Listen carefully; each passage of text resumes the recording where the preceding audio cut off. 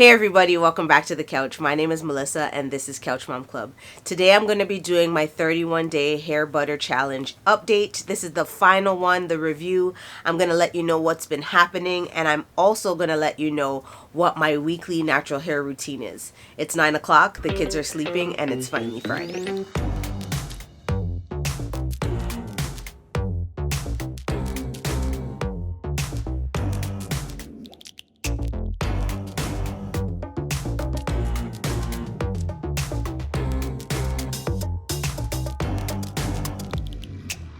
It's finally Friday and it's finally over. The 31-day challenge is over. As you can recall, and if you don't recall, I'm going to link the playlist right here.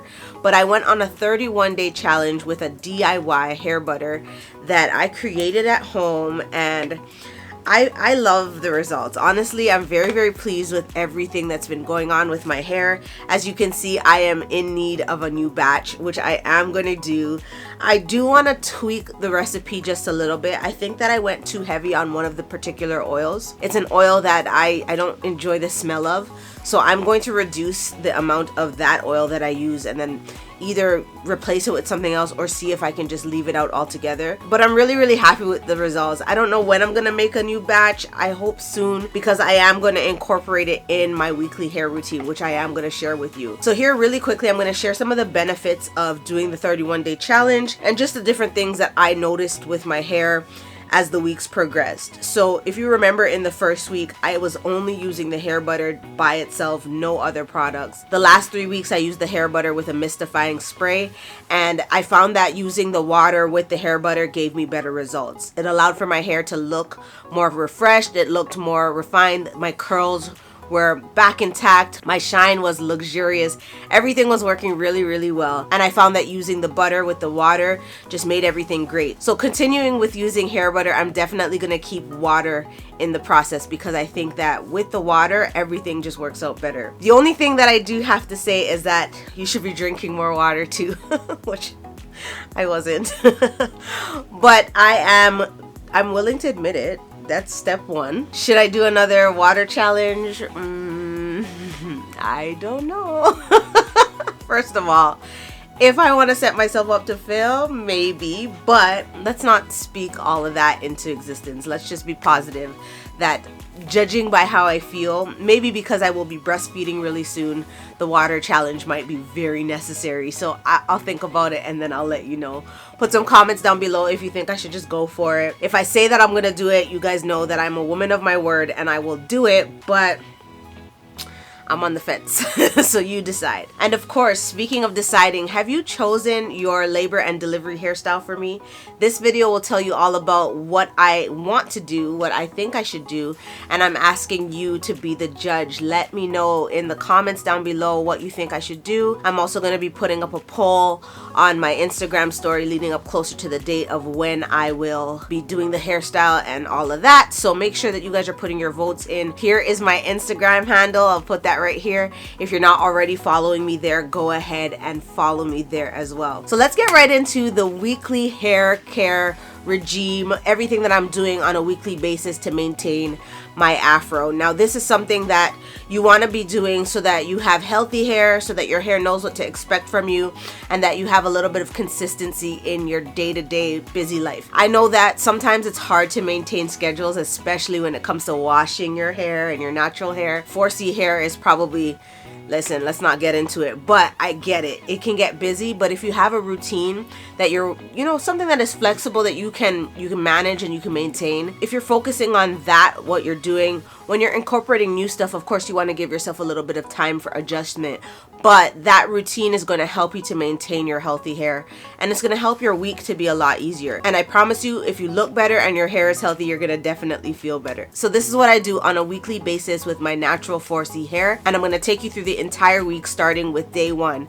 And my day one is not Monday or Sunday, but it is my Prepoo day, which is when I do my pre-shampooing conditioner so that I can get ready for wash day the next day. So I want to take you through my weekly hair routine for when I'm wearing my wig.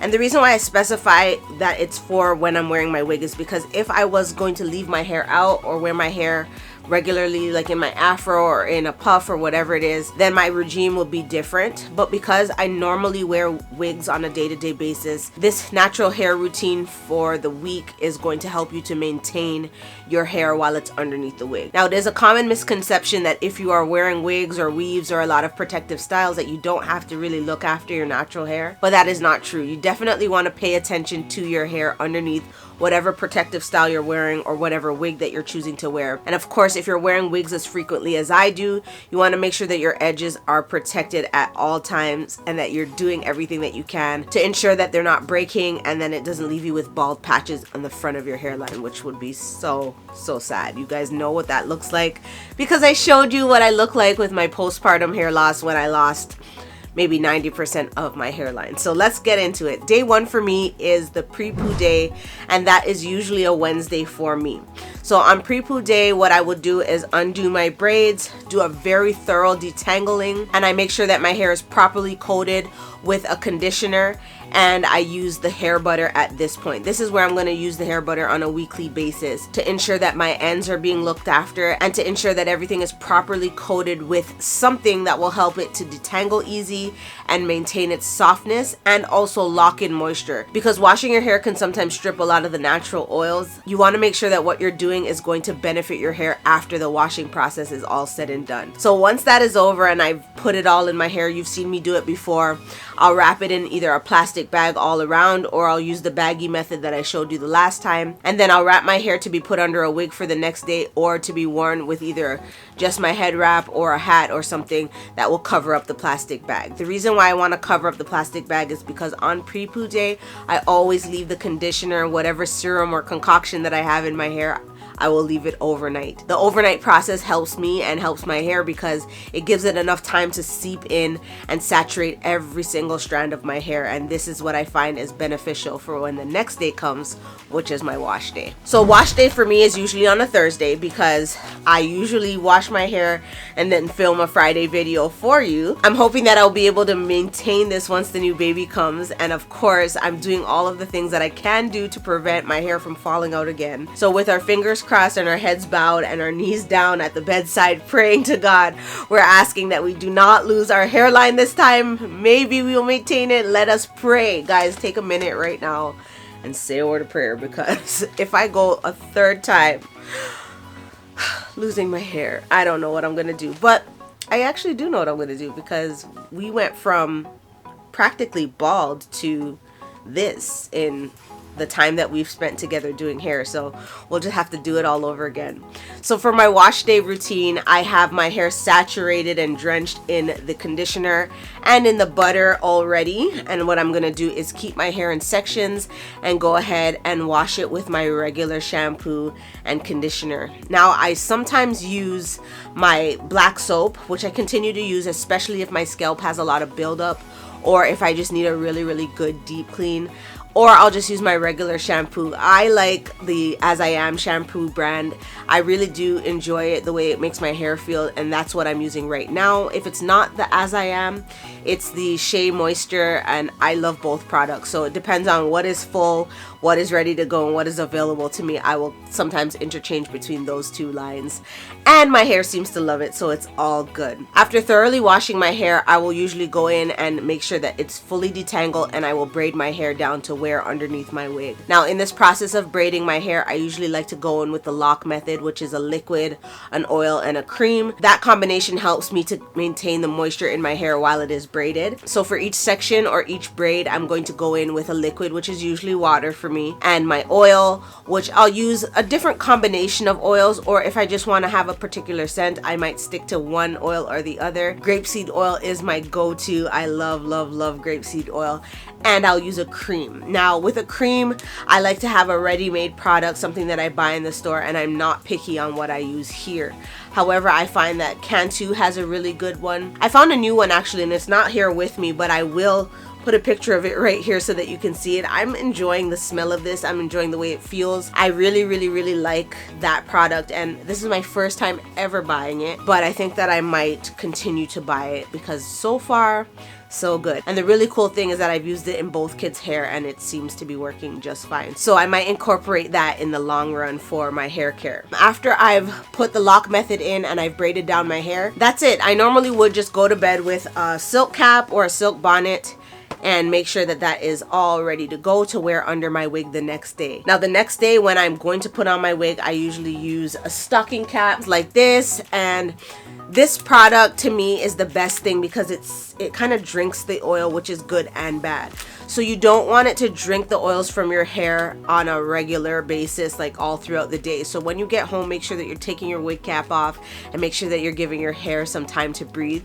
But it's good because before the oils and everything gets to the wig, it has a little bit of a barrier and it will be stuck in your wig cap as opposed to being drained throughout the wig and causing your wig to look oily and gross. So I like to use this right before I'm about to put my wig on, and of course when I get home or I'm in the house or doing whatever I need to do where I don't really care if my braids are out, I'll take this off to allow my hair to breathe. Friday is a really chill day for my hair, especially after I've filmed the video. Depending on how in-depth or how involved that video is, my hair definitely needs a break. So I just leave it alone for that day. The most that I will do on a Friday is allow some oil to hit my scalp, and I will oil and massage the ends and just give my scalp a good massage so that it stimulates growth and it stimulates balance in my hair. Now this day I don't unravel my braids, I don't apply any other creams or anything else. I literally will just use the oil and the spray, and depending on how thirsty my hair looks, sometimes I'll go in with a water spray and mistify my hair so that it has a little bit of a drink and it remains moisturized. I don't really like to wet my hair too much during the week. I usually leave that for the wash day, but depending on how my hair feels that day,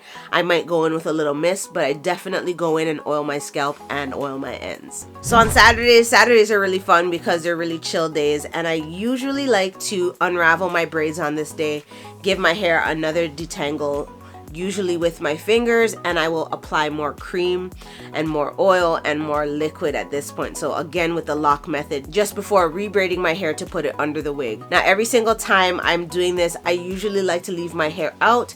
Usually I don't wrap it until the end of the night, and I will always go in with my satin cap or my satin scarf depending on what is available to me to make sure that when I'm sleeping at night my hair is still very well protected. On Sunday it is another chill day, guys. I'm not really doing much. I am getting ready for the week ahead. Usually during the week I'm wearing more wigs. During the weekend, if I'm around the house not doing much, I'll just leave it off. But during the week when I'm at work, I usually find it easier to put the wig on and just go about my day and not have to worry. So the Sunday is a really important day for my hair. This is the day where I am moisturizing, I am talking to my hair, I am praying, and I'm making sure that I'm wrapping it and doing everything that is necessary for me to put the wig on for the Monday to Friday basis. So now on Sunday I don't really do too much. However, I will test to see how dry my hair is or how thirsty it is, and depending on what it was like from the day before, I might go in and do more of the lock method. This lock method, I can either just massage it right through, because on Saturday I usually do that as well, or I can undo,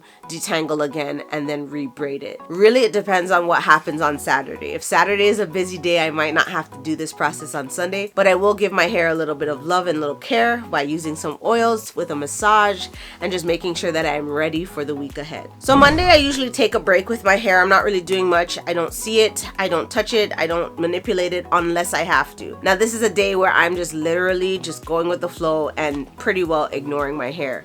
Once my hair has had the weekend treatment, usually it's good for a couple of days. So Monday and Tuesday are really light and I don't really have to do much. However, if my hair is very dry, I'll make sure that I mistify it without unraveling the braids, and I'll put a little bit of oil on the scalp and on the ends. Now oil is consistent throughout the entire week, which brings me right down to Tuesday before we wrap the week up with our Prepoo on Wednesday, and I will do the same thing. It's really chill, really, I don't do much. I just go in with my oils at night and I will just saturate my ends, and I will use some on my scalp if I need it. So this is the weekly routine for when I'm wearing my wigs, because underneath the wig, your hair needs to be protected. Now, if you are like me and you really care about your edges and your hair, the condition of everything that is on your head, you're going to take this thing very seriously, enough so that your hair will maintain its length, will maintain its shine, and that you won't have to worry about baldness or just breakage or just a nightmare